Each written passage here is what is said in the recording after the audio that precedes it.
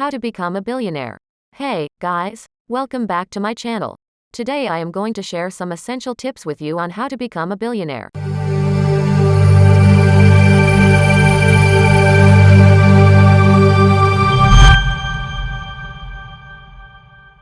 Some of these tips might be simple yet effective, and some you might have never heard of, so keep on watching. First things first, start with passion. Yes, you heard me right, passion is the key. You need to find something that ignites that fire within you, something you truly love doing, because when you love what you do, it makes it much easier to be successful in it. Next up is the right mindset. You need to have the mindset of a successful billionaire.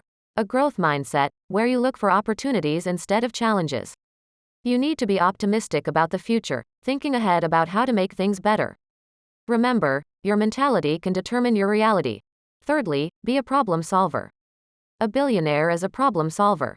Always be on the lookout for problems and try to find ways to solve them. Opportunities hide within problems. A billionaire is someone who finds a solution to a problem that nobody else can. Fourthly, networking is vital. No billionaire became successful alone.